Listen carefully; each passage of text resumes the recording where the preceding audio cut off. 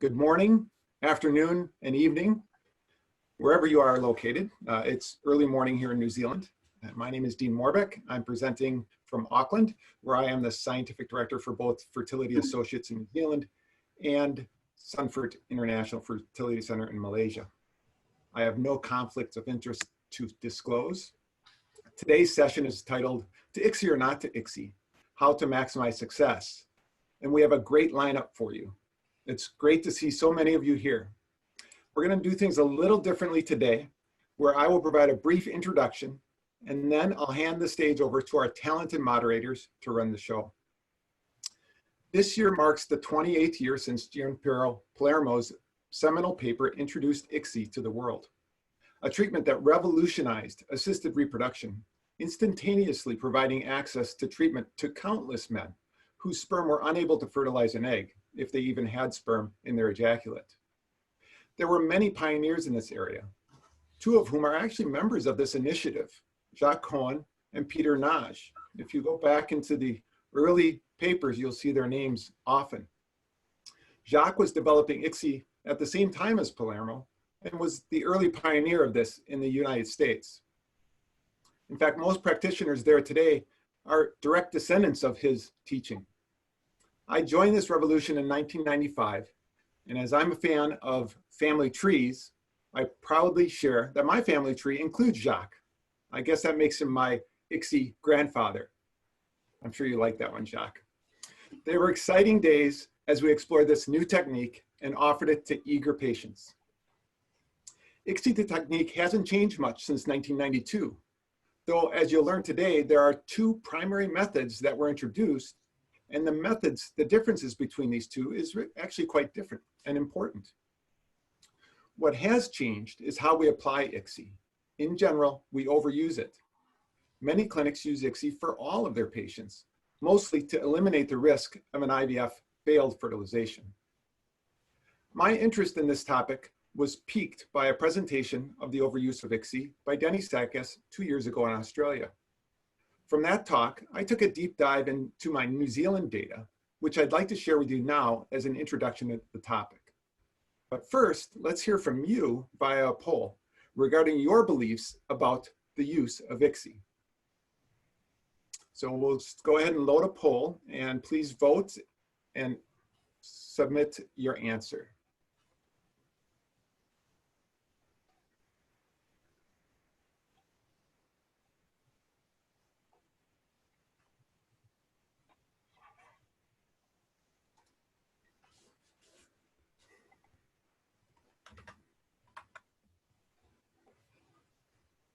Okay, we'll give it about another minute and then we'll move on to my screens.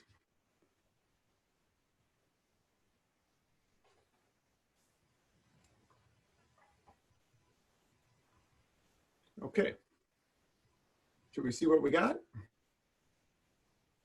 Okay, excellent. So there's a couple people that think that it's harmful and it should be regulated. You know, I think most of us are all pretty confident that it is a safe procedure and a wonderful procedure that we use, but most say it should be minimized. And there are those who believe they're equal, so there's no personal preference, and some that believe that it's usually better than IVF. And I think I fell into this category of believing it was at least equal for most of my career until that talk from Denny. And I like ICSI. It's a great technique and it provides great service to our patients. And I did follow along though with starting to use ICSI for many different things, not just for male factor infertility. So can you see my screen? Are we on my first page? Yes, okay. So to ICSI or not to ICSI, the New Zealand experience. And what I'd like to start with is the next slide. Hey, Dean, actually, we're seeing your presenter view with your notes and such. Yep. Thank you for that.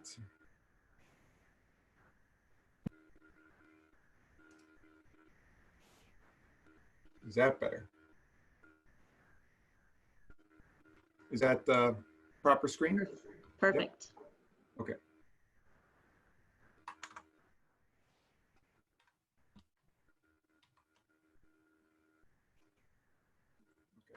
So here's how we do ICSI in New Zealand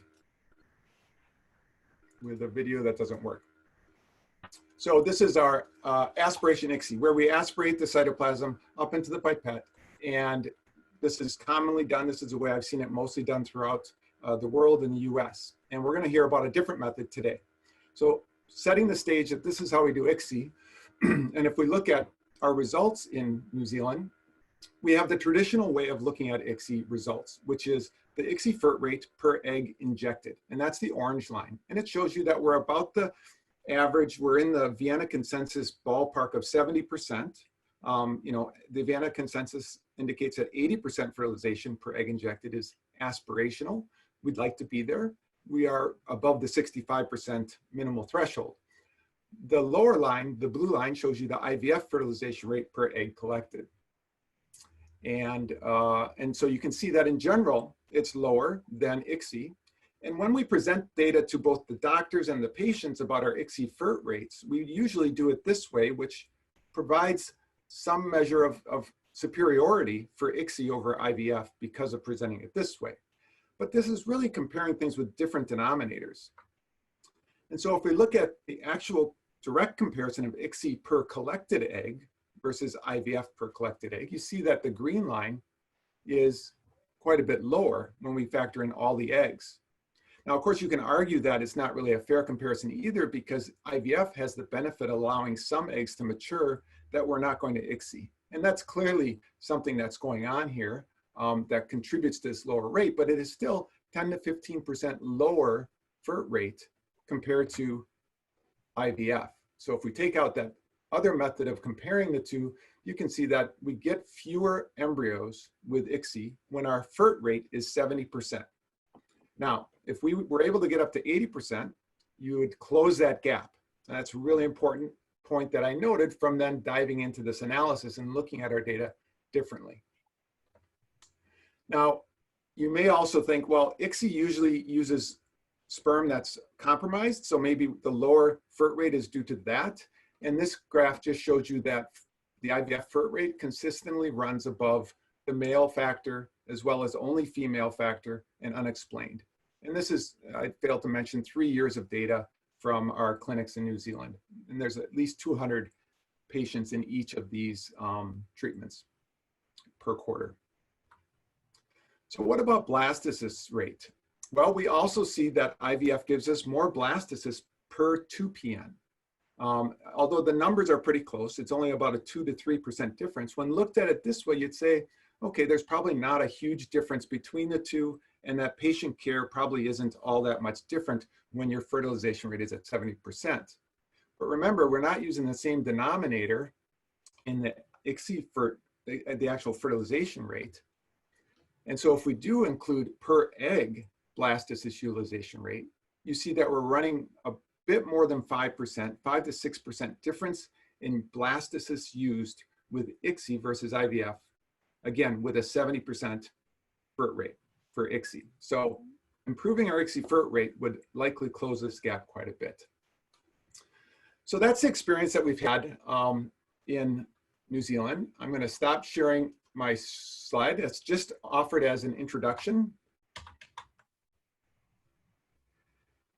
And as you can see, I've this direct experience, that my own experience, that we should try to reduce our use of ICSI, but definitely improve our outcomes with ICSI to have better FERT rates. So I'm really looking forward to today's program, as I think it will help me reach that goal. So I'm selfish. I want to see that we can get better because we want to provide the best care for our patients. And we have a great program for you today, and 2 excellent moderators who many of you know, Alison Bartolucci and Dr. Mina Alikani. Alison is the lab director at the Center for Advanced Reproductive Services at UConn, and Mina is the director of Northwell Health Fertility Laboratories in New York. I'll now hand over the virtual microphone to Alison to kick off the show. Thanks. Thanks, Dean. I too am so excited about the lineup of speakers we have today to address an issue near and dear to most of our hearts. the appropriate and optimal use of ICSI. Just like with ICSI, the key to a successful webinar has so much to do with the proper setup. We are fortunate to have an amazing group of I3 panelists working behind the scenes to ensure a smooth presentation.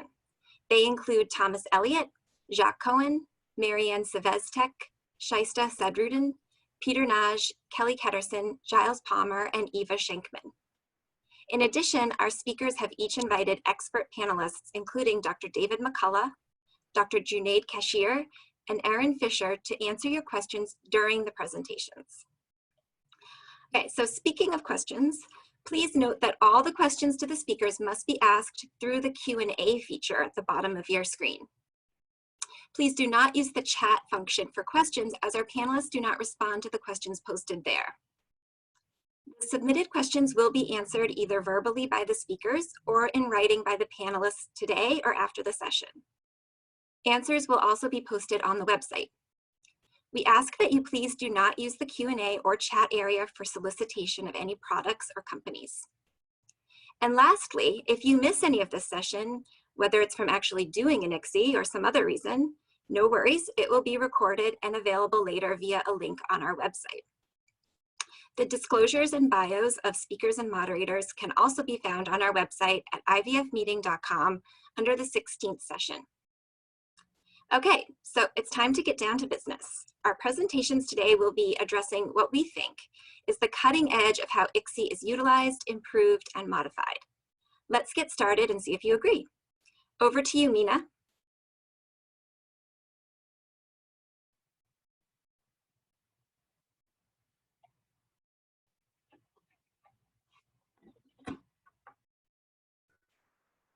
Yep, unmute. Thanks, Mina. My apologies. It's a restart. Thank you so much, Alison. Welcome, everyone. Hello, everyone.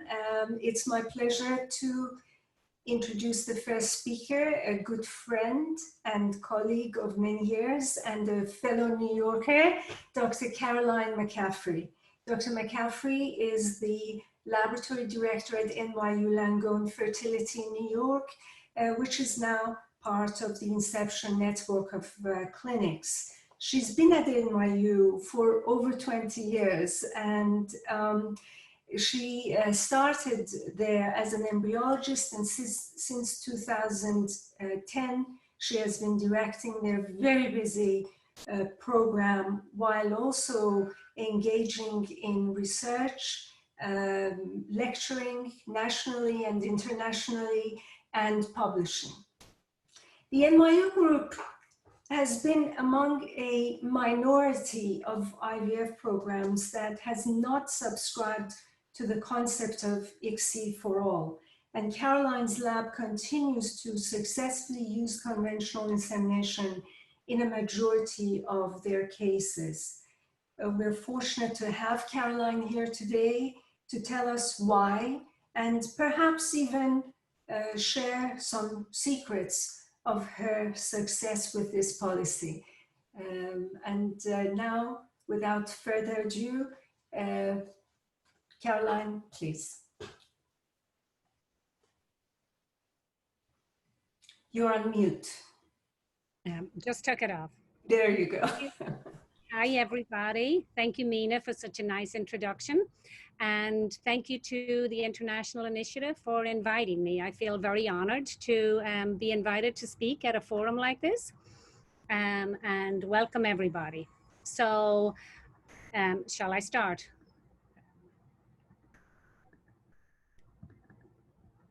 So, sorry, should be at the first.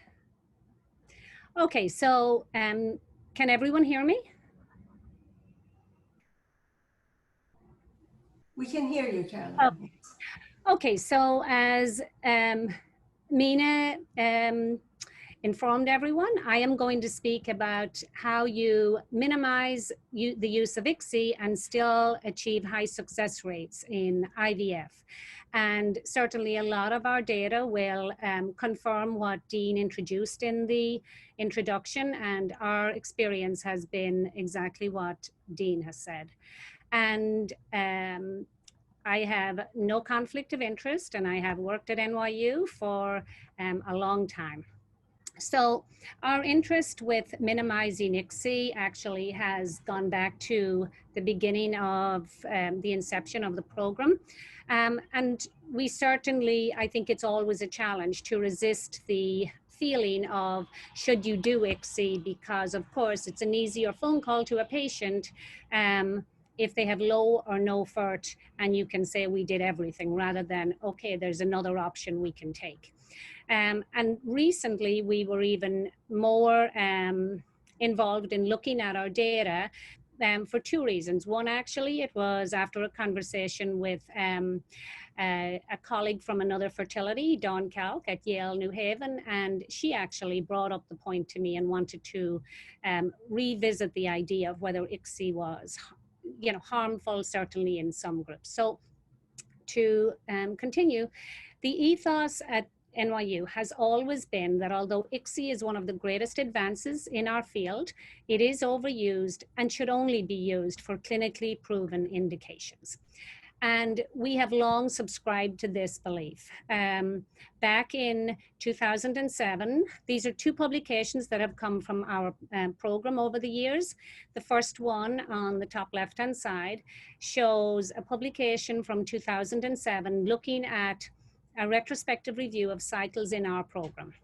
This was looking at patients who, when we did a sperm processing, we were able to achieve more than 2 million total motile sperm in the post-wash. And those patients who all had those numbers of sperm were divided into 4 groups based on the Kruger morphology assessment, because again, that I think is a huge factor in a lot of programs where they decide to do ICSI because of low normal morphology. So there were 4 groups looked at in this population. Group 1, normal morphology, we inseminated the eggs. Group 2, low normal morphology, we still did insemination because we got more than 2 million motile sperm in the post-processing preparation. Group 3 was normal morphology, plenty of sperm, but we did ICSI. And group 4 was the low normal morphology, and we did ICSI. And the outcome of when we looked at the data, actually there was no significant difference in the fertilization rate, fertilization failure, pregnancy, live birth. So again, it told us that you really don't need to do ICSI for these cases that have low normal morphology, providing you have enough sperm overall. A second publication that came out in 2011 for our group, again, revisited the idea. Is ICSI overused in other programs, or actually are we underusing it in our program? Again, it was a retrospective review. This was of 149 cycles of patients who'd had a prior cycle at other clinics and had done ICSI and then came to us. And if they had been coming to us straight off the bat, we would not, based on the numbers, we would not have been recommending ICSI. But of course, you're always, it's always a risk when you change a treatment plan that a patient had before. But again, on all of these sperm parameters, we were able to get more than 2 million motile sperm in the final processing. And we divided them between, they were doing ICSI or all in SEM or a split ICSI and in SEM.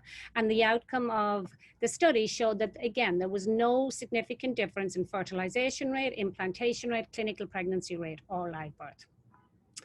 I then looked for some publications in terms of, you know, what the field was thinking. And this was a publication from the START database, where the authors, again, looked at the difference in application of ICSI to all cycles in the United States. And they looked at a period of time from 1996 to 2012. So it was over 1 million fresh cycles of IVF.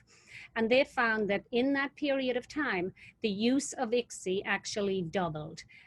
But the number of patients or percent of patients that were diagnosed with a male factor infertility only increased by about 35%. So the increase in ICSI really took place.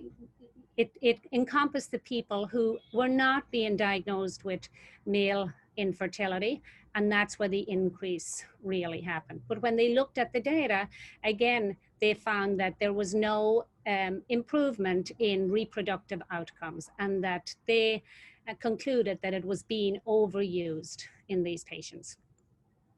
So to set the scene for where we are at NYU, this shows the ICSI usage at NYU relative to the US national average, again, coming from SART data.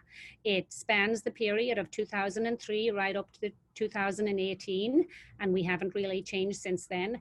But the orange line shows where we lie compared to the national average, which is increasing more than we are even at these years. So you can say, what is our criteria for determining whether we do ICSI or insemination? Basically, we approach a cycle with the opinion that we are going to do insemination unless the cycle or the partners meet one of the criteria that what we think warrants ICSI. So we do in default is insemination if none of the ICSI criteria are met. And on the day of retrieval, of course, despite what we might have planned ahead of time, we want to make sure that we get at least 2 million total motile sperm recovered post-processing, and that's using the entire ejaculate.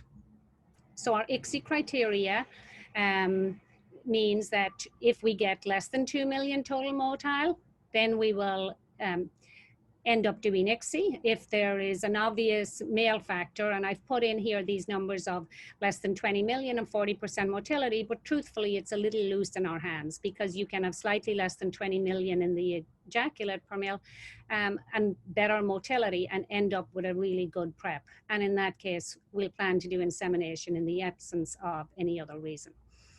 Of course, if a patient has a history of failed or poor fertilization, if it's a PGTM case, if we're doing PGTA, but it's with a lab that may not be comfortable approving the use of insemination, and if, of course, the patient requests it. Okay, so this is a little summary of how we do our sperm prep and our insemination cases. I mean, obviously the method works for us, and whatever works in every lab is what you should use. I'm not sure if the reason that people are doing more ICSI is because insemination doesn't work, or I think that they just approach it being fearful of a no-fert or a low-fert. So this is just a summary, but we do our sperm preps generally either by a swim-up or by a gradient layer. If the sample has good numbers and good motility, we will do a swim-up. If it's not a swim-up, we use a 3-layer gradient. We do our insemination in a dish that has a configuration of 6 drops around the outside. These are 75 microliter drops. And after the retrieval, we place 2 eggs generally in each drop of a 75 microliter. The center drop is an empty drop, and there's a good reason for that. So right before the insemination, what we will do is take a portion of the sperm and put it into that empty drop and assess how the sperm is. And if for some reason, which happens in a percentage of cases, the motility has dropped dramatically, we'll change our plan and we'll do ICSI or maybe a split ICSI case in those situations. We do overnight incubation of the eggs and sperm, and then we come back obviously at 18 hours and we do our FERT checks. This protocol is actually detailed in the book that's shown on the side in the chapter 21, if anyone wants to get some more information. So here is just a plot of our fertilization rates and what we achieve, and it's one of the KPIs that we constantly look at just to make sure that we're still performing where we want to be. And it shows our ICSI and our insemination rates, our fertilization rates by both ICSI and insemination, and again spans a period from 2000 right up until now. So it's been very, very consistent. It is important though to note that this plot is actually calculated on 2 PNs over mature eggs, which of course is not a perfect calculation. We do it as closely as we can, but we do count mature eggs from the insemination group as those that have fertilized and are plus the added to the number that are M2s unfertilized on day 1. So it's as close as we could get on mature eggs, we felt. Okay, so here is a plot of our blast utilization rate, and it's really getting down to the crux. What we wanted to answer is, if we use ICSI or insemination, we get fertilization both ways, we know, but does it have an outcome on the development of the embryos as we progress? And we found that when our blastocyst formation and our blastocyst utilization rate, this plot shows the blast utilization rate per egg retrieved across all age groups when we group them in egg numbers like this, we see a negative impact of doing ICSI. And this is with normal sperm parameters. We've excluded the severe male factors and the low counts of sperm. These are with sperm where we get more than 2 million per mil. And you can see that ICSI has does worse in every group across. And we were particularly interested in the patients who have low egg numbers, because those don't have a lot of leeway, and if you don't have a good outcome on that cycle, it can make the difference between them having an embryo or not. Here again, it shows blast formation rate and blast utilization rate. Again, looking at patients who have low egg numbers. All patients on one side, and patients who are 40 and over on the other side, where it shows that, again, patients who did ICSI had a lower outcome and lower blast formation and blast utilization rate. So you can say, you wonder about, if we apply ICSI to so many of these cases, do we have a high number of failed fertilization? And here is a table showing the number of cases where over a 2 or 3 year, actually 2010 to 2019, and it's actually all sperm except for the surgically retrieved sperm.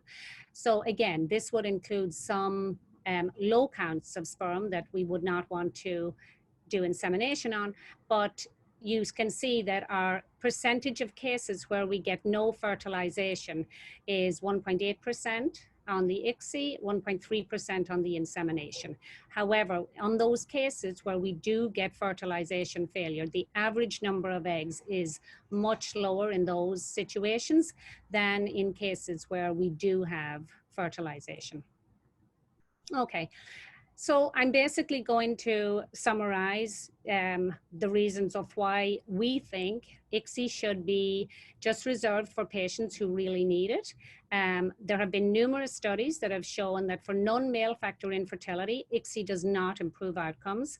It certainly is a more invasive procedure than doing insemination. In some programs, maybe not all, it adds a cost to the actual cycle that the patient or insurance is responsible for. Many patients would prefer conventional insemination if they felt it would work, because maybe it's more natural in the whole scheme of what they're doing. I think there certainly is a feeling that ICSI improves fertilization rate, but that's not actually always true. And there have been concerns expressed that ICSI has been associated with increased incidences of chromosomal abnormalities, imprinting disorders, and all of these factors that are listed. But it is true that every practice should evaluate within their own practice how best to apply ICSI. And that's it. I hope that was helpful, and I just want to thank everyone for the help. Thank you very much, Caroline. This was an excellent presentation, very informative. If I could ask you, there are many questions that are coming through regarding the method of insemination, including concentration, and whether you vary the concentration that you inseminate with depending on the profile, the semen profile or the sample profile. And then in general, there's a lot of intrigue about the very low incidence of fertilization, total fertilization failure. To what do you attribute that? And can you share a little bit with us the method of insemination? Sure. So we aim for, as I said, our dishes our microdrops are 75 microliter volumes.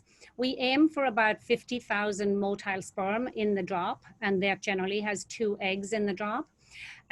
Truthfully, yes, on any given, every time we look at it and we assess it, you know, based on how those sperm look. And I think an important part is certainly to look in that empty drop before you add anything to a drop with eggs in it, just to make sure that the motility is still good.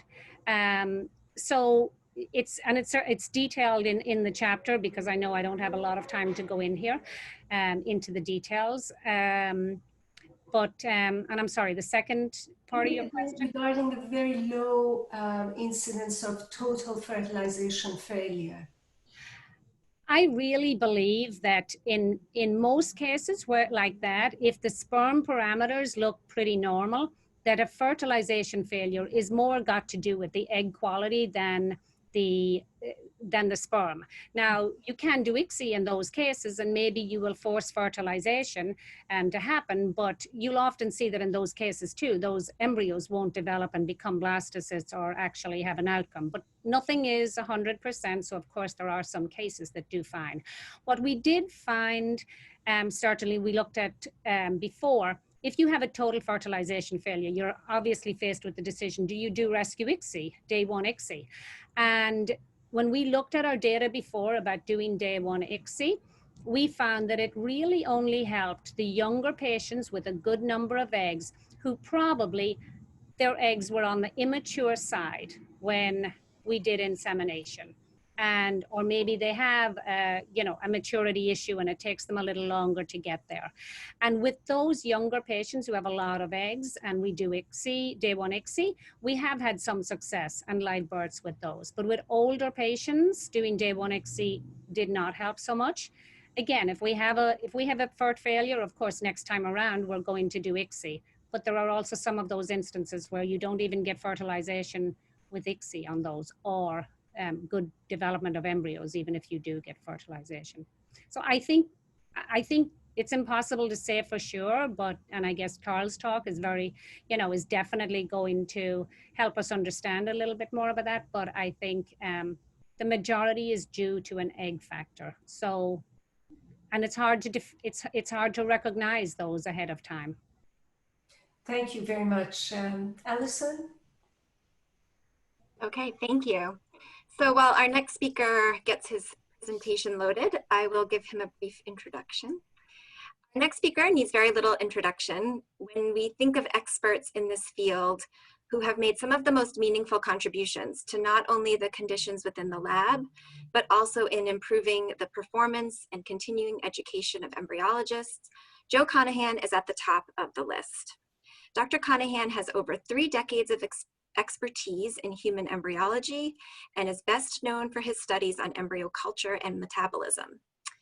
Dr. Conaghan has been the lab director at Pacific Fertility Center in San Francisco for over 20 years, where he has maintained standards of excellence in the lab. And as we all know, a large part of this process is ensuring optimal and consistent ICSI results. And Joe will be sharing some of the secrets to his success with you today. So without further ado, it is my pleasure to introduce to you Dr. Joe Conaghan. Joe? Thank you, Alison, for that kind introduction. Can I just check that you can hear me okay? Yes. And you can see my screen? And you can see my screen? Yes, okay. All right, yes. Welcome everybody to the US West Coast. I'm going to be talking to you about an idea today where I'm hoping that you will think seriously after this talk about what you can do to improve ICSI fertilization rates in your lab. Quick slide just showing my disclosures here. I'm not going to read through these. You can go back and look at them if you're interested. And I'm going to pick up one of the themes that Caroline hit on in her talk, which was performance indicators in the IVF lab. And we all have these. We all measure many data points day to day, week to week, month to month in our labs. But a sort of cornerstone of everything we do is having a small number of what we call key performance indicators, maybe 5 or 6 at most. And these should be numbers that you collect in your lab on a regular basis. They should be very simple numbers to generate, and they should be looking at things that are relatively easy to measure. Right? So small number, simple, easy to measure. And they should be critical numbers that really reflect how your lab performs. Right? So they should affect really what sort of a job you're doing in the lab. So some examples of these, and these are just examples from our lab, but they, you have to choose key performance indicators that are relevant for your lab. So you might look at fertilization rate. You might look at the rate of usable blastocysts from 2PNs like Dean talked about in the introduction. Or you might look at something like the implantation rate for young, good prognosis patients who are having elective single embryo transfers. Now, one of the sort of real long-lasting key performance indicators that we've looked at, and I'm sure many of you have looked at, is the ICSI fertilization rate. And historically, we've set the target at 70% of M2s injected becoming 2PNs.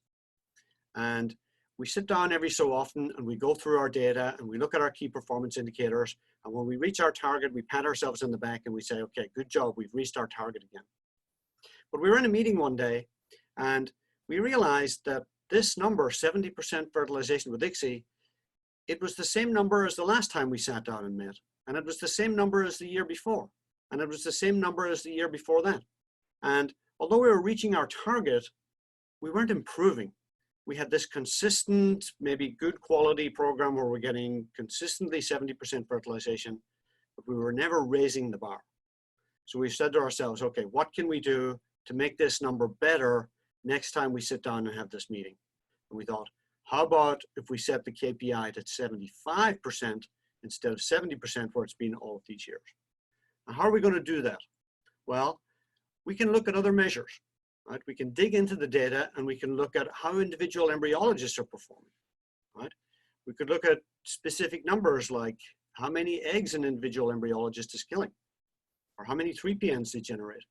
And then once we have the data, for sure we're going to have some outliers, and we can focus on the outliers and see if we can bring those guys back in line and get an overall improvement in our ICSI outcomes. So this was the data that we looked at in the first year. And you can see the red line across the top shows the lab average was just above 70%, and we thought we were doing great. But when we broke it down by individual embryologist, and the embryologists each have a letter here for autonomity, and you can see that there's quite a variation from one embryologist to another. So if you can see my pointer here, embryologist F, for example, has a 2PN per M2 fertilization rate of 80%. And then this embryologist over here has a fertilization rate that's closer to 60%. So among all of the different embryologists in the lab, we had almost a 20% spread from those who were getting good fertilization to those who weren't doing so well. So right away, just by looking at individual embryologists, we could see room for improvement. Now, one of the things that we're all guilty of, I think, is that when people question what we do, we find excuses. And one excuse we heard was that, well, I always do the difficult cases, or I always have surgical sperm when I'm doing my ICSIs. So that's why my ICSIs are bad. But we looked at those numbers, and the surgically retrieved sperm only accounts for about 10 or 15% of all the ICSIs we do. And that ICSI load is shared among all the embryologists. So this did not account for differences in performance from one embryologist to another. Now let's go back to that first slide that I showed you, or that first graph.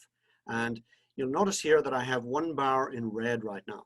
Well, this was the embryologist who had the best ICSI outcomes when we looked at the data, including things like 3PNs, dead eggs, 1PNs, everything. Her data was the best. And she'd actually come to us from another IVF program, and she had a different method of doing ICSI, and she was outperforming all of us. So we decided, okay, we need to get our fertilization rate up to 75%. That's our new KPI. So how are we going to do that? We're going to make her the teacher, and she's going to teach us how she does ICSI, and we're going to see if we can raise the bar. So in future slides, you're going to see her appear in red like this because she's our teacher. And we, first of all, start out by studying her method of doing ICSI. Now, I hope that the video is playing okay for everybody who's watching. But the difference here is that her method involves sort of pushing the ICSI needle through the olemma and getting the sperm to go into the egg without aspirating the cytoplasm. So there's no cytoplasmic aspiration right here. She pushes the needle into the egg and she stretches the cytoplasm, comes back and pushes the needle again into the stretched part of the cytoplasm, and then the membrane pops and she's able to deliver the sperm into the egg and withdraw her needle. And you know that that sperm is inside the egg. Now, other features of our ICSI were that she was very aggressive in breaking the sperm tail. Instead of passing over the sperm tail once or twice, like many of us do, she would hit the sperm tail 4, 5, 6 times. I mean, a little bit of anger in there perhaps, but she would really knock the sperm out before she would pick it up, getting ready to do her ICSI. And then when she got a hold of the egg, because she was going to be moving the needle around inside the egg, she really got a firm grip on the egg with the holding pipette. In fact, so firm that oftentimes you would see a little nipple of cytoplasm appearing as the sort of suction on the holding pipette was pulling a little bit on the cytoplasm. So she doesn't want that egg to move and she's really grabbing onto the egg very firmly. Now you might have also noticed in the video that she did not bring the sperm right down to the tip of the needle as she was about to do the injection. And there's 2 reasons for that. One reason is that when she's moving or stirring the pipette around inside in the peravitreal space, a vortex is created that's going to draw the sperm out of the needle. And she doesn't want to drop the sperm before she's ready to put it into the egg. And then the other thing that happens is that, you know, you're coming out of PVP and going into regular medium, and there's a diffusion gradient that results from this, and the sperm will naturally want to move forward into the thinner medium from the PVP where it's resting. So she would hold the sperm back from the tip of the needle as she approached the egg, and as she got to the point of delivering the sperm into the egg, then she would bring the sperm forward to the tip of the needle. And then the final point, and the final sort of critical part of her technique, was that she always made sure that the sperm flew well out past the tip of the needle at the conclusion of the ICSI process. So if you look at this left panel right here, there's a little dot right there, which is the sperm. So if she's doing the ICSI and the sperm stops right there, she's not satisfied. She will pick that sperm up again and redo the injection.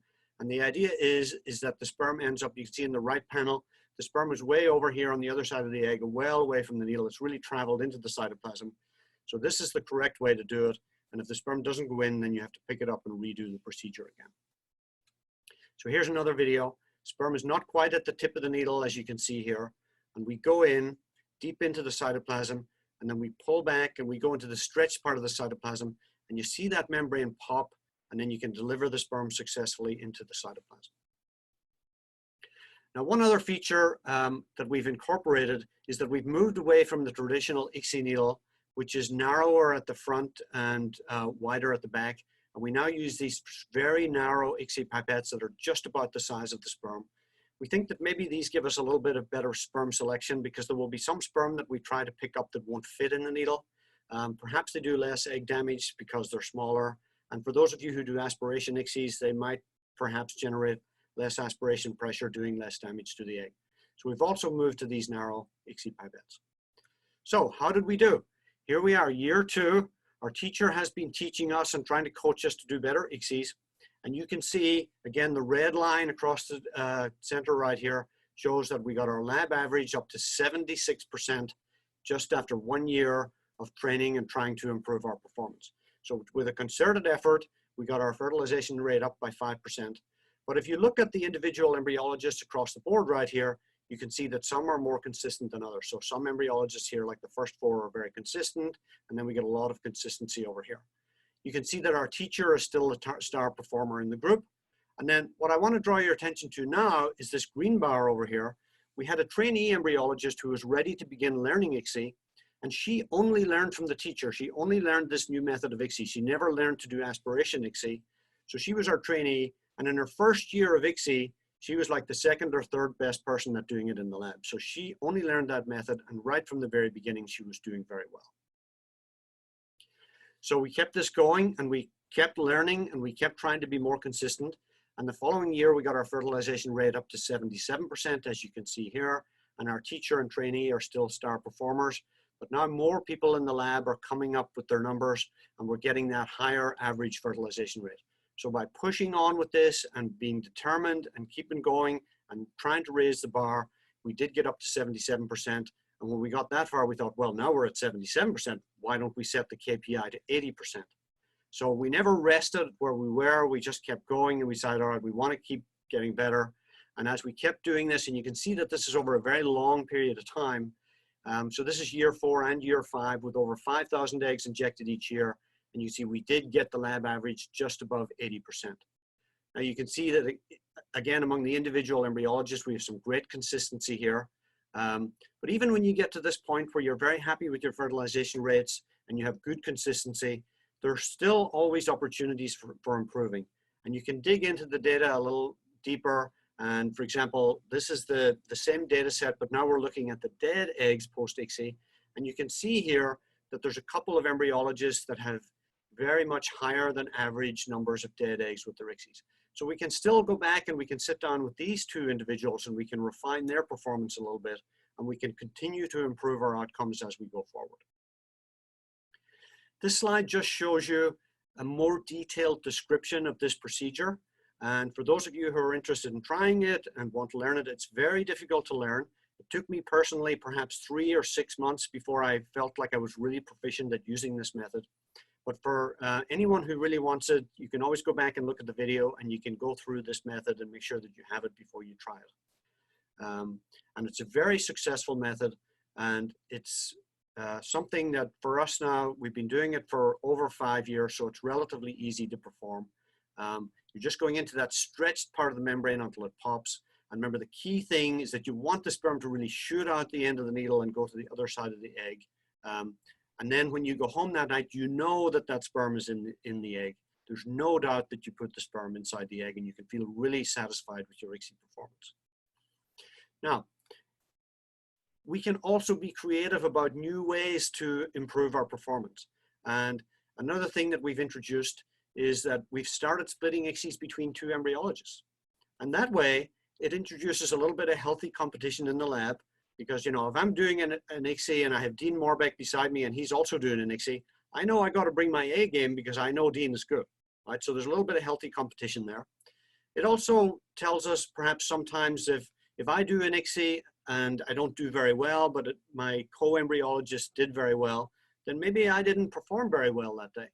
Whereas if both embryologists did badly, maybe it wasn't the embryologist's fault that we got poor fertilization. Maybe that's a good way for us to identify that there's a sperm or egg factor that perhaps hasn't been discovered yet. So as we go forward, we're targeting now an 85% 2PN rate per M2. That's a lofty target, but I think the bar always has to be set high. And for now, we have all embryologists performing very consistently. And, you know, it's a sort of a happy lab in terms of our satisfaction with doing ICSI. Our outcomes have really sort of come a long way, I think. You know, we have this increased fertilization rate, as you've seen. It's very stable and consistent. But, you know, everything else in the lab has stayed the same. Like our blastocyst formation rates are normal. We haven't seen any increase in aneuploidy or any increase in dead eggs as a result of this procedure. And for patients who really benefit from this, patients now have one more or maybe more than one embryo, more than they had before we introduced this procedure. So patients have directly benefited from it. Now, we've also been introducing other innovations in the lab over time, and you can see here our usable blastocyst rate during the time that I've described we were introducing this ICSI procedure. So you can see that the blastocyst rate did not go down during that time period. And we introduced other innovations like day 7 culture, continuous culture without interruption. And, you know, by introducing all of these different KPIs in the lab, we just continue to get a little better every day and a little better and a little better. And I think at the end of all of that, the patients are the big winners. So here are our ICSI outcomes over the last 10 years. And when you look at a KPI and you plot it over time, this is what you really want to see. The pink line right here just shows the number of eggs that we inject. And it's always somewhere around 5,000 per year.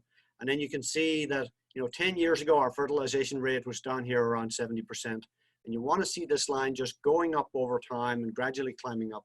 And that's like the perfect KPI right there and the perfect performance over time. All right, this is my last slide. I'm going to leave you with a question, and this is for all of you listening in today. And my question is, can you do a better ICSI? Thank you very much.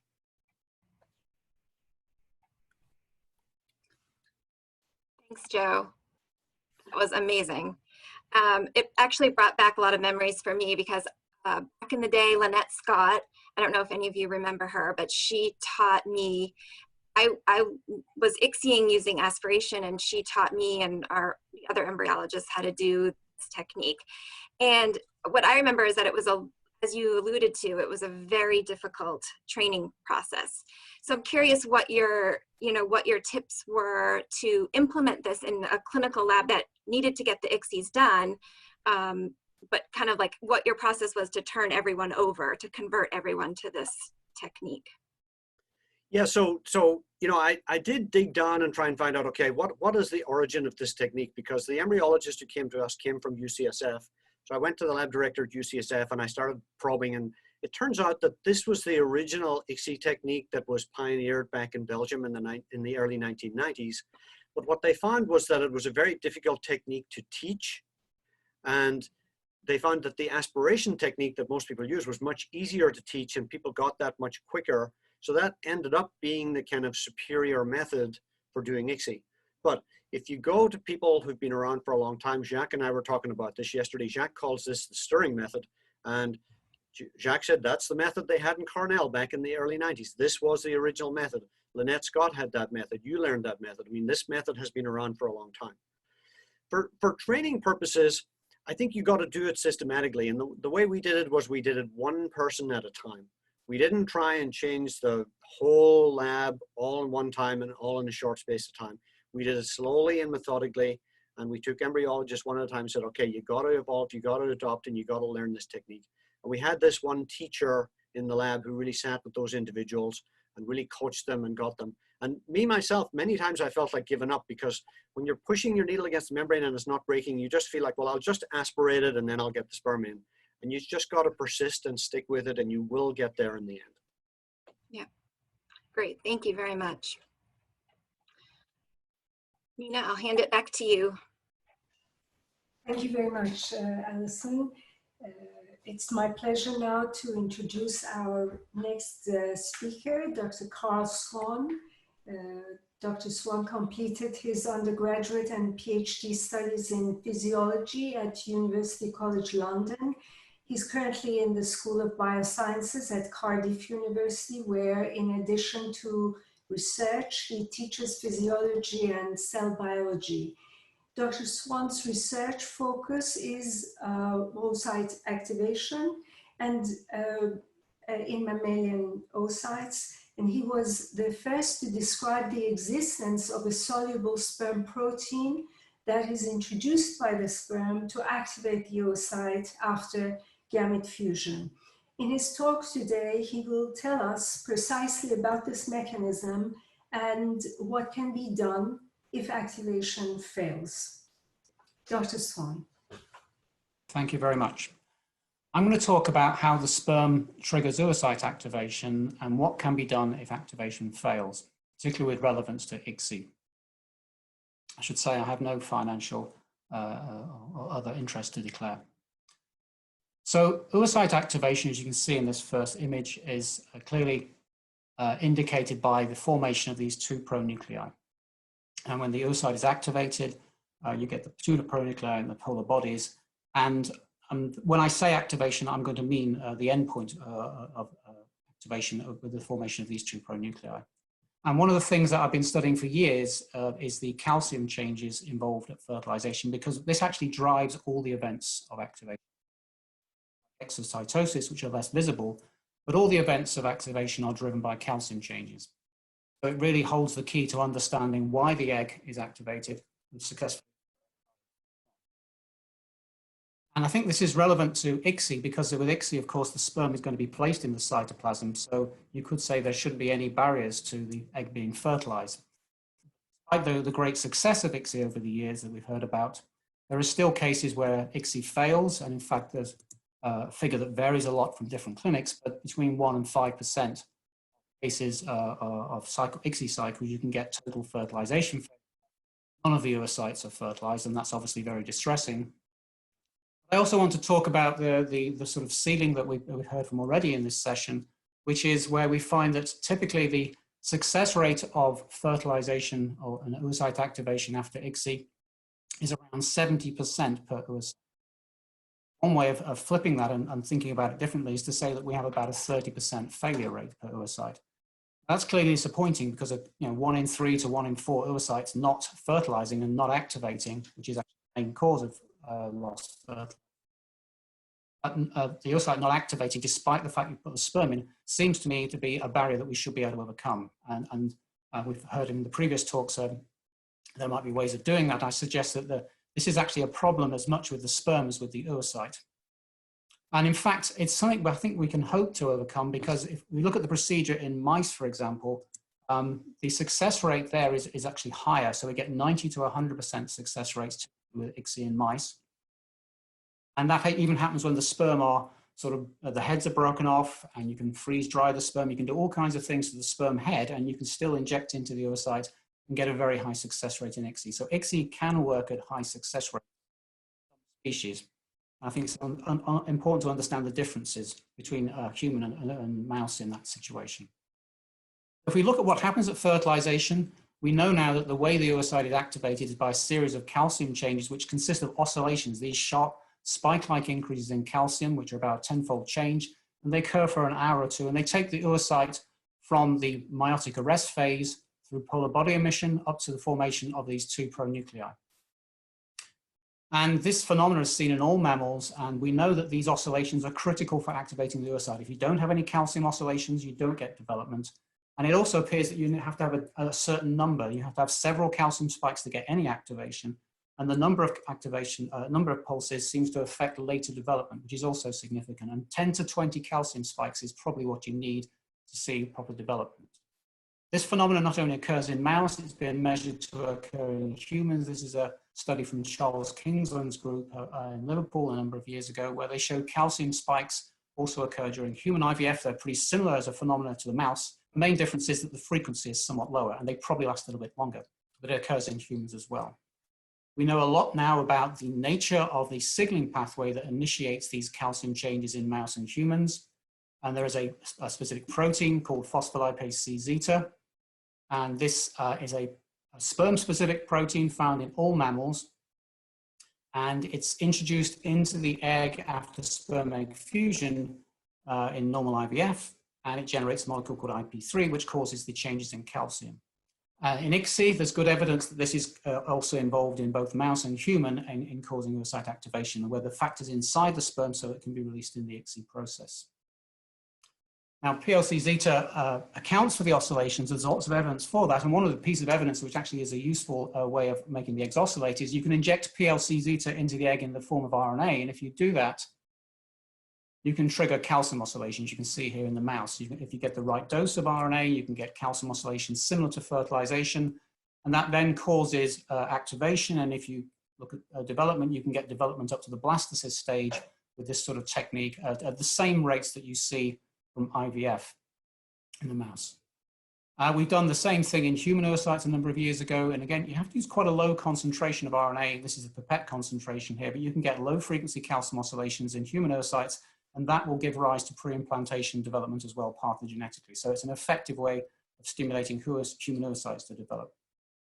I should say, though, you have to get the concentration of RNA right, because if you inject too much RNA in the human oocyte, higher concentrations, you get very high frequency oscillations, can easily be triggered. In that case, it looks quite impressive. You've got lots of oscillations, but they don't develop. So too many oscillations is bad for development. So human oocytes clearly can respond to PLC-zeta.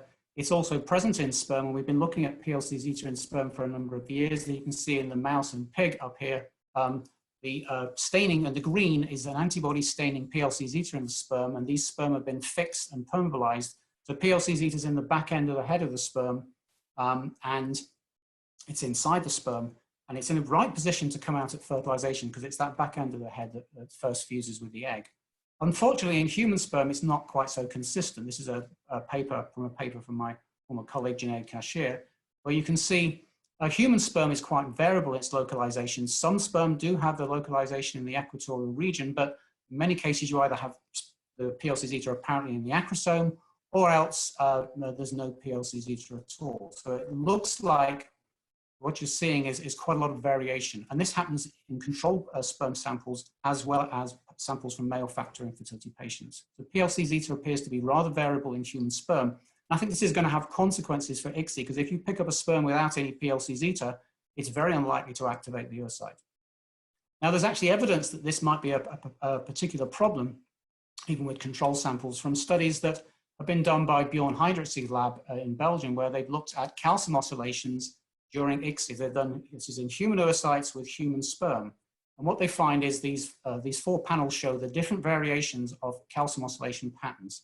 You get more than 10 calcium spikes in many cases, but in some cases, in the top 2 panels there, you can see that there's either 1 or 2 calcium spikes or no calcium spikes. That wouldn't give rise to oocyte activation. So it's quite variable, again, the response that you see doing conventional ICSI. And in fact, if you look at the proportions, which I've rounded up to the nearest 10%, even with a control sample, a fertile control, you found that around 30% of the sperm are either causing no calcium oscillations or very few calcium oscillations. And it's interesting, this generally fits with the fact that about 30% of the cases, ICSI is not successful. So it looks like there's a reasonable explanation here. Because calcium is driving the whole oocyte activation process, if you're lacking calcium spikes, as you would be in these cases, then you'll be lacking activation. And you may actually, and if you do get activation with a few calcium spikes, it's liable to impair development. So if you want to do something about this, you obviously have to try and get calcium spiking again. And the one obvious way to do that is to use PLC zeta, and it's something we've been trying to do for years. Here you see we've used a recombinant PLC zeta protein, which actually is a fusion protein. It's got this NUS-A tag at the end, which stabilizes the protein and allows it to be expressed in bacteria. It causes calcium oscillations pretty effectively in the mouse and human oocyte, and in the mouse we've shown it can trigger development to blastocyst stage. So that's good, but the problem at the moment with PLC zeta is it's a very unstable protein. It's readily inactivated. And though you can make it in the lab and then use it pretty much straight away to cause these responses, it's sufficiently unstable that it's hard to use on a regular basis. And you have to have the right activity to get the right patterns of calcium oscillations. So in practice, it's proving very difficult to get PLC zeta protein in a form that can be used in IVF clinics. And that may still take some time. In the meantime, the only stimulus that's available is to use calcium ionophore. Calcium ionophore is now commercially available. It's actually 823187 in this form. And it is being used in a number of clinics, but it's, as probably people have noted, it's got an amber light from the HFEA, which means that it can be approved for use, but it's still to be regarded as an experimental treatment in terms of its efficiency and safety. So it has to be taken with some caution, but it does work in some cases. One of the problems with calcium ionophore that's been known about for a long time is that it only causes a single calcium transient. And there's actually 2 ionophores that have been used. One's 823187 and the other's Inomycin. They both do the same thing, and they cause a single large calcium transient that lasts about 5 minutes or so. That's true in the mouse oocyte. You can see here on the left-hand side. It's also true because it's been shown in the human oocyte directly by David Keefe's group a number of years ago. So you can get a single large calcium transient with Inomycin, but that doesn't mimic the fertilization response in causing oscillations. And in fact, the efficiency of this process is questionable. In the mouse oocyte, only about half the eggs will activate with Inomycin, and it's not used by any mouse labs. And human oocytes, this paper actually showed that it wasn't effective in causing oocyte activation pathogenetically. These are parthenogenetic cases here.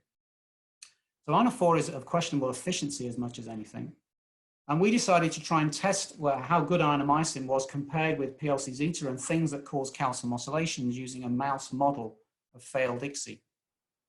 Now, initially, a mouse doesn't seem a good system to look at this because the mouse ICSI works so well, it's very effective. But what we did was to create a model where we heat treated the sperm. If you heat treat the sperm at 56 degrees for 30 minutes, they're unable to activate eggs when you inject them, or they're very ineffective. And in fact, that doesn't damage the DNA, and you can get development if you restore activation. But in this case, you lose the calcium oscillations, and that's the key thing. And this is consistent with the fact that PLC zeta is probably being inactivated by this heat treatment. So if you do ICSI with control sperm, you see calcium oscillations here, a snapshot of the oscillations. If you heat treat the sperm, you lose the oscillations. By the way, you will get a calcium transient with injection, but you lose the oscillations after that injection procedure. And then ICSI with heat inactivated sperm can then be, you can then restore those calcium oscillations by adding recombinant PLC zeta back in. So you can restore oscillations with PLC zeta, And we compared that stimulus with Inomycin. We also compared it with another stimulus that you can use in the mouse, which is to add strontium. If you add strontium into the media, take out the calcium, that can trigger calcium oscillations, actually very similar to fertilization. And it's actually the way everyone activates mouse oocytes these days because it's the most effective. Unfortunately, it doesn't seem to work in human oocytes, but anyhow, it's usable in the mouse. So when we compared the different stimuli then in this failure model, firstly, ICSI in the mouse with control sperm worked very well. We get all our eggs activating, and about half go to the blastocyst stage. That's half of the ones we started with, the ones that are injected. And that's actually quite low in the mouse in terms of blastocyst development, but this is an MF1 strain of mouse, an outbred strain, and this is typical for this strain in terms of IVF. And in fact, we've stuck with that because it's very similar to the rates you get with humans and other animals.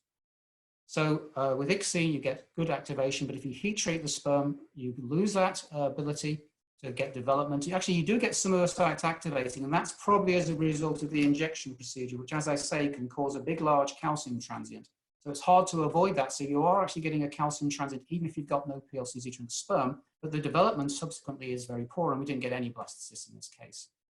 If we then used Inomycin, we found that we could improve activation rates with that single large calcium transient. It was actually fairly effective in our hands. The development of blastocysts did occur, but it wasn't terribly high. And it wasn't as good as a stimulus that causes oscillation. So when we did it with heat-treated sperm and then put strontium in for a couple of hours, high activation rates again, but this time we got better development to blastocysts. Not as good as control. Maybe that's because of the sperm being heat-treated, but certainly we can get a good rate of development of blastocysts. We could also do the same with PLC zeta. Recombinant PLC zeta, again, oscillations are occurring here. We get good activation, and again, a development to term insignificantly different from strontium. And by the way, we also decided to do something else, which was to put normal sperm in and then do PLC zeta, because if you're going to use PLC zeta or any oscillation stimulus, you might wonder that if they've already been responding to the endogenous PLC zeta, maybe they would overdose if you then put in this activation stimulus. But that doesn't appear to be the case, because if we injected PLC zeta on top of a control sperm where you would get slightly more oscillations than normal, development to blastocysts was still okay. So it looks like PLC zeta could be used on top of the endogenous amount in the sperm. But the important take-home message, I think, from this particular set of experiments is that the best stimulus is the ones that cause oscillations, and this probably is better than calcium ionophores. So if you want to get good activation after ICSI, and you want to improve the rates of fertilization, you probably need to have a stimulus that involves oscillations. So in conclusion then, we have a case where PLC zeta is the normal stimulus for oscillations. In humans, it looks like it's the factor causing the oscillations and making the IP3, both in ICSI and IVF. The only other ways of activating eggs at the moment is using calcium ionophores. They release calcium from intracellular stores, but just cause a single large transient. Another method that has been used to activate eggs occasionally is electrical permeabilization, which causes influx of calcium. That also causes one single large calcium transient, and there's no evidence that it's much better than calcium. Finally, in mouse in particular, you can use strontium to activate eggs, and it seems to activate the IP3 receptor, and it's an effective and simple way of causing oscillations. But for reasons that are not understood, it doesn't cause calcium oscillations in human oocytes. We've tried for many years, and others have tried, and it doesn't seem to work in human oocytes, nor in eggs of pigs it only seems to work in the mouse. But it shows you that the oscillations are the important factor. I'd suggest if you want to get ICSI to work better on a regular basis in a simple way, to break that 70% activation and fertilization rate ceiling, you have to be able to provide a guaranteed stimulus, and that stimulus is best seen in the form of repetitive calcium oscillations. If you could do that, I think you could move up to perhaps even up towards a 90% fertilization rate success in future. So I'd like to finish then by just acknowledging the various collaborators on the project, previous collaborators in Cardiff, including Michael Normacost and Janae Cashier, and I'm currently working with the Wales Fertility Institute with Paul Naggs and his team of embryologists. Very much for the attention. Thank you very much, Karl. That was an excellent presentation. If I could ask you sort of a general question, where do you think we are, or how far are we from translating your work clinically? You mentioned that obviously if we want to, the comparisons that you made between PLC and other agents that have been used clinically, in fact, to activate oocytes, you are saying that PLC works better. So how far are we to being able to apply this clinically? It's hard to say. I mean, in terms of PLC zeta, we've spent many years making recombinant protein preparations, and we've had some promising candidates. I think it's just it's something we can do in the lab, but it's hard to have a preparation that is stable enough to send out and for other clinics to use. I think those technical problems could take a few more years to overcome. But I think from when we started to now, that the field is much more ready for this as a preparation. And by the way, we've also got a way of, we can put PLC zeta in with the ICSI medium, if you like. So one thing we did manage to do was show that if you mix it in with the sperm, with the same media that you're using to inject with the sperm, you can put it in at the same time as the sperm, and that does work as well. So all the preparatory work is there. I think it's just a matter of it's protein chemistry to some extent. And it's hard to say how long that would take, but I think all the rest of the steps could fall into place if we can solve the problem of having a very stable activity. The other thing I think, which I'm sort of working on as well, is what happens if you can make the eggs oscillate in some other ways? Because in a sense, there's nothing magical about PLC zeta. It's getting calcium oscillations that is the key. And I think we know strontium works really well, and there are potentially some other stimuli that could be used. So one of the things I'm trying to do is to find a way to see if there's another way of making the egg oscillate. Because if you can get repetitive calcium oscillations through some other means, I think that will solve the problem otherwise. So the secret is calcium oscillations. And there's nothing special about PLC zeta, other than the fact it causes oscillations. I see. Thank you. Thank you very much again.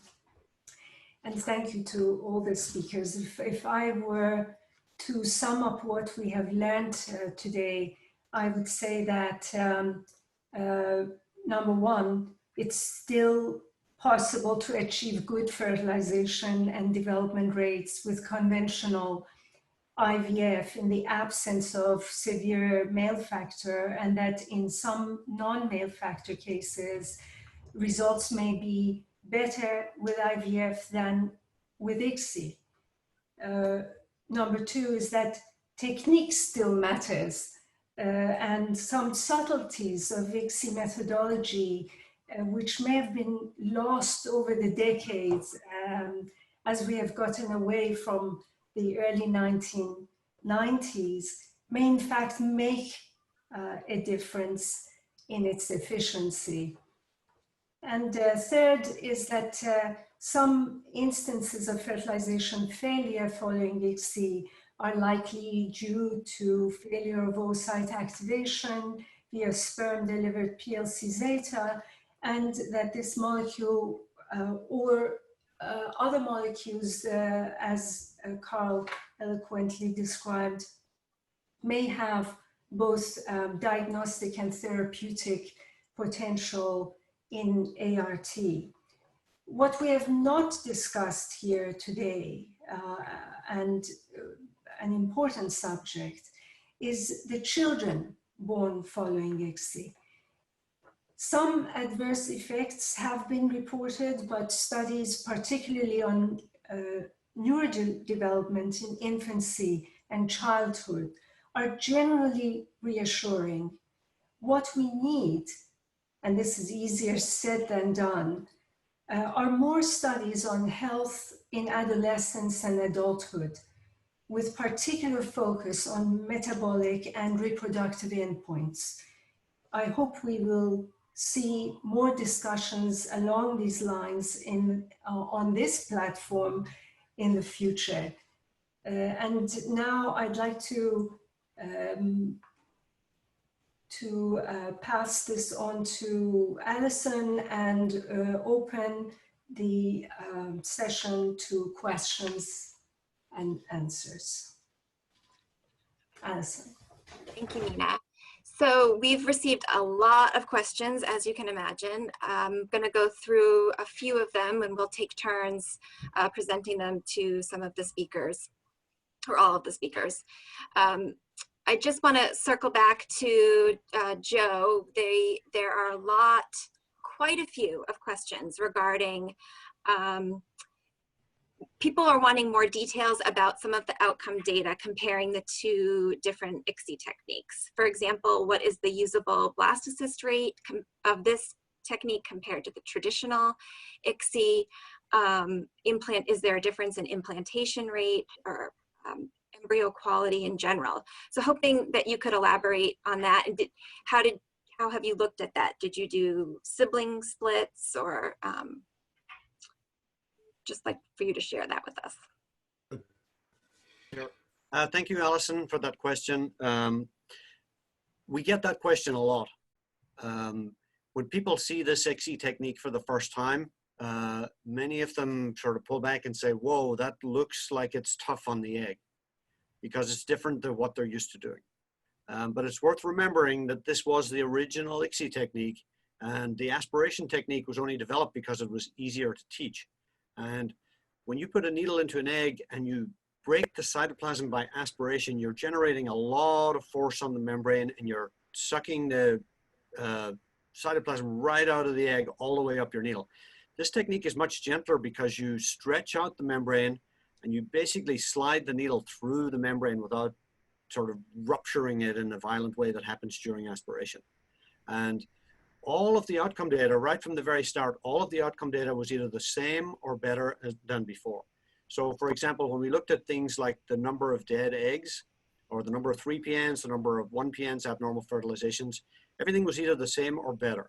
And oftentimes the data was better because the individual embryologists were, they knew that they were being scrutinized in a little more detail than previously.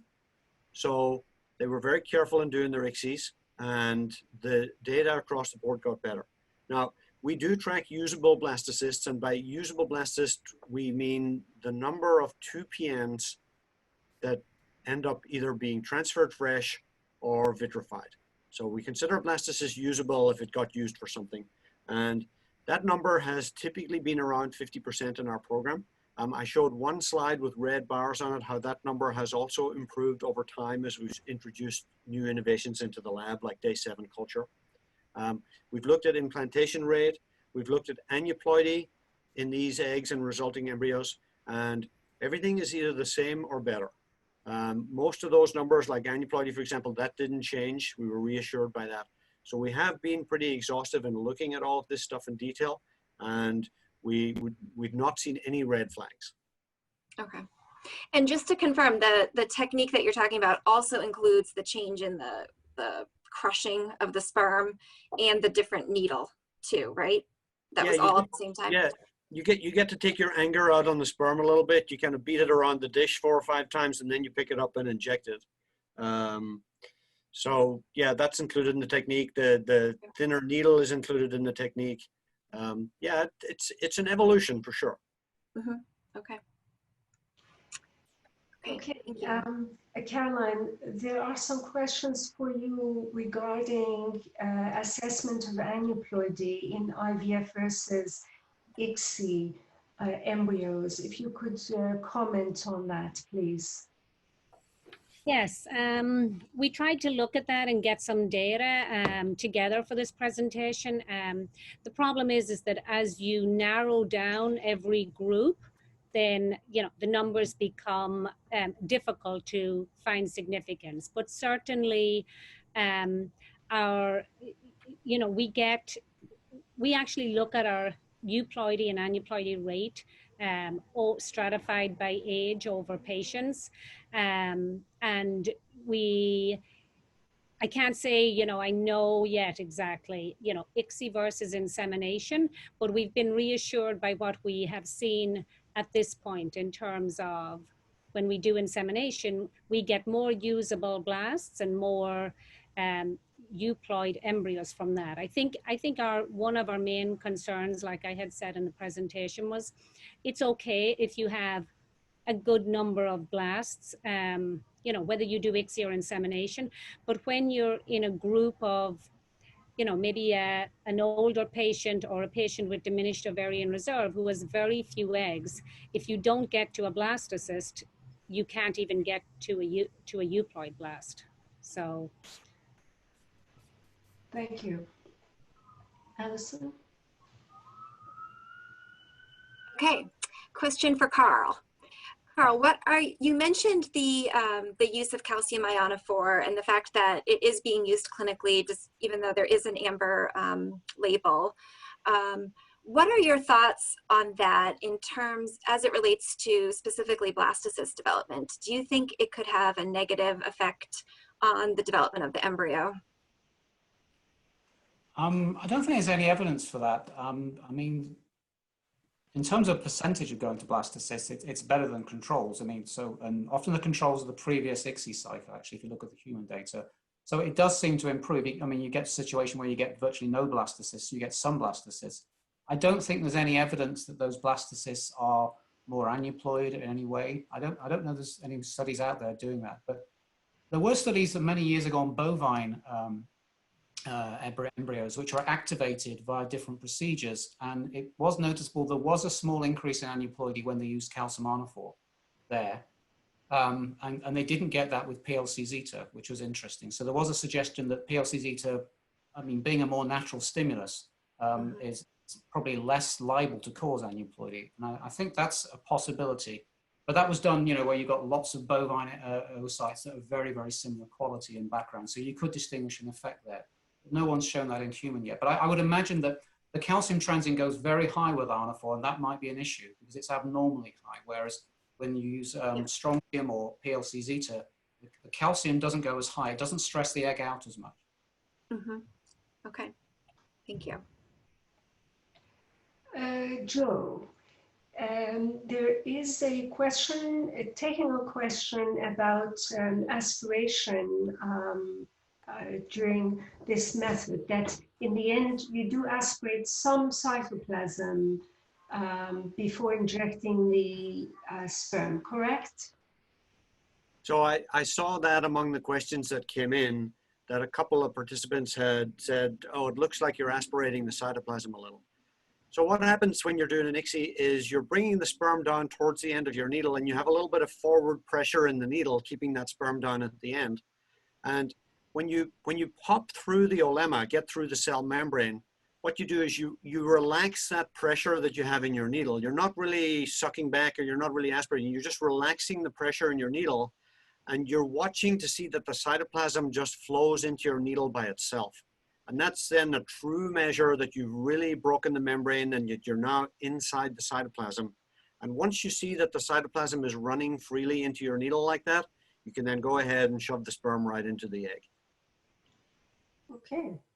A question was raised about whether you adjusted for the age of the patients when you analyzed the per embryologist performance? Yeah, when we started this project in the beginning, as I pointed out, embryologists, you know, are quite creative in coming up with excuses for why perhaps their ICSI rate is lower than others, or their dead egg rate is higher than others, right? We're all guilty of that. And we all think, oh no, my ICSI is perfect. It's, you know, it's the patient, or it's the surgical sperm that I used or something. But it turns out that, you know, we share that the patient load randomly, and nobody is getting allocated all of the older patients or all of the younger patients. It's just who happens to be in the lab that day. You have to do those ICSIs, and there's no excuses. If your ICSI performance is not up to par, then you have to work on improving it. Okay, thank you, thank you. And that brings us to the conclusion. Back to Dean. Yeah, and before we close, we'd like to take a poll of where everyone's at this point. So if we could get that poll loaded, and we still have over 700 people here, so we'll get a good response. Do you think you'll change your approach to when and how you do ICSI?